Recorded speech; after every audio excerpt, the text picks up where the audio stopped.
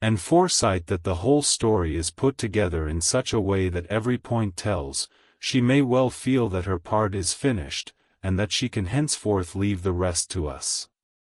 We were, I think, all a little upset by the scene with Mr. Renfield. When we came away from his room we were silent till we got back to the study. Then Mr. Morris said to Dr. Seward, "Say, Jack, if that man wasn't attempting a bluff, he is about the sanest lunatic I ever saw. I'm not sure, but I believe that he had some serious purpose, and if he had, it was pretty rough on him not to get a chance." Lord Godalming and I were silent, but Dr. Van Helsing added, "Friend John, you know more of lunatics than I do, and I'm glad of it, for I fear that if it had been to me to decide I would before that last hysterical outburst have given him free. But we live and learn, and in our present task we must take no chance, as my friend Quincy would say. All is best as they are." Dr. Seward seemed to answer them both in a dreamy kind of way, "I don't know but that I agree with you. If that man had been an ordinary lunatic I would have taken my chance of trusting him, but he seems so mixed up with the Count in an indexy kind of way that I am afraid of doing anything wrong by helping his fads. I can't forget how he prayed with almost equal fervor for a cat, and then tried to tear my throat out with his teeth. Besides, he called the Count Lord and Master, and he may want to get out to help him in some diabolical way. That horrid thing has the wolves and the rats and his own kind to help him, so I suppose he isn't above trying to use a respectable lunatic. He certainly did seem earnest, though. I only hope we have done what is best. These things, in conjunction with the wild work we have in hand, help to unnerve a man." The professor stepped over, and laying his hand on his shoulder, said in his grave, kindly way, "Friend John, have no fear. We are trying to do our duty in a very sad and terrible case. We can only do as we deem best. What else have we to hope for, except the pity of the good God?" Lord Godalming had slipped away for a few minutes, but now he returned. He held up a little silver whistle, as he remarked, "That old place may be full of rats, and if so, I've got an antidote on call."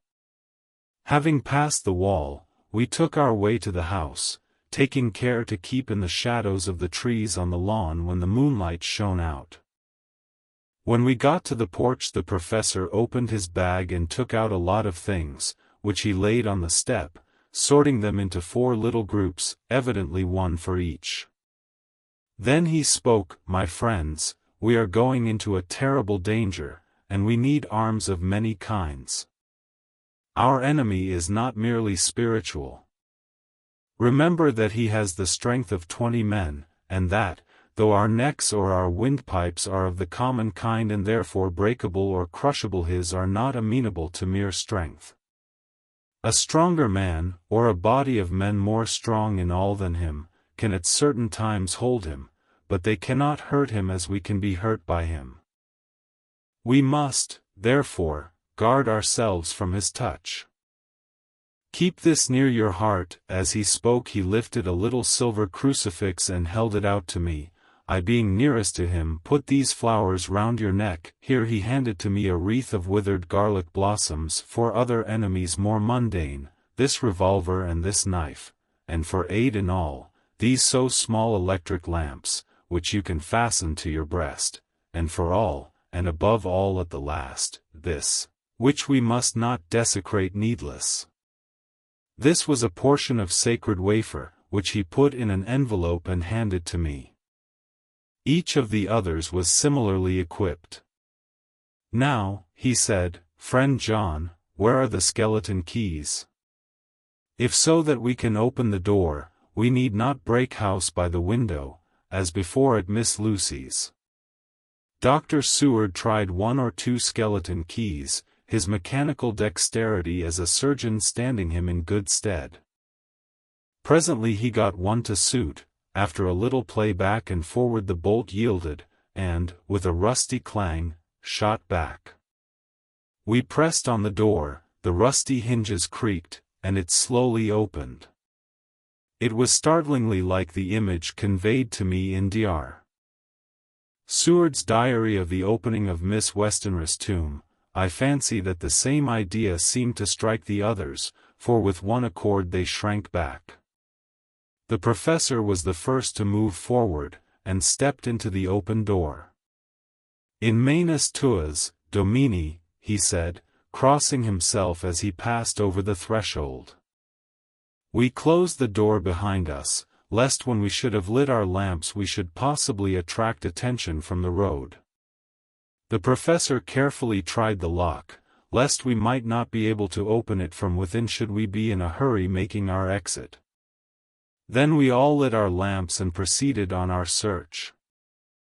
The light from the tiny lamps fell in all sorts of odd forms, as the rays crossed each other, or the opacity of our bodies threw great shadows. I could not for my life get away from the feeling that there was someone else amongst us. I suppose it was the recollection, so powerfully brought home to me by the grim surroundings, of that terrible experience in Transylvania. I think the feeling was common to us all, for I noticed that the others kept looking over their shoulders at every sound and every new shadow, just as I felt myself doing. The whole place was thick with dust. The floor was seemingly inches deep, except where there were recent footsteps, in which on holding down my lamp I could see marks of hobnails where the dust was cracked. The walls were fluffy and heavy with dust, and in the corners were masses of spiders' webs, whereon the dust had gathered till they looked like old tattered rags as the weight had torn them partly down. On a table in the hall was a great bunch of keys, with a time-yellowed label on each. They had been used several times, for on the table were several similar rents in the blanket of dust, similar to that exposed when the professor lifted them. He turned to me and said, "You know this place, Jonathan. You have copied maps of it, and you know it at least more than we do. Which is the way to the chapel?" I had an idea of its direction, though on my former visit I had not been able to get admission to it, so I led the way, and after a few wrong turnings found myself opposite a low, arched oaken door, ribbed with iron bands. "This is the spot," said the professor as he turned his lamp on a small map of the house, copied from the file of my original correspondence regarding the purchase. With a little trouble we found the key on the bunch and opened the door. We were prepared for some unpleasantness, for as we were opening the door a faint, malodorous air seemed to exhale through the gaps, but none of us ever expected such an odor as we encountered. None of the others had met the Count at all at close quarters, and when I had seen him he was either in the fasting stage of his existence in his rooms or, when he was gloated with fresh blood, in a ruined building open to the air, but here the place was small and close, and the long disuse had made the air stagnant and foul. There was an earthy smell, as of some dry miasma, which came through the fouler air. But as to the odor itself, how shall I describe it?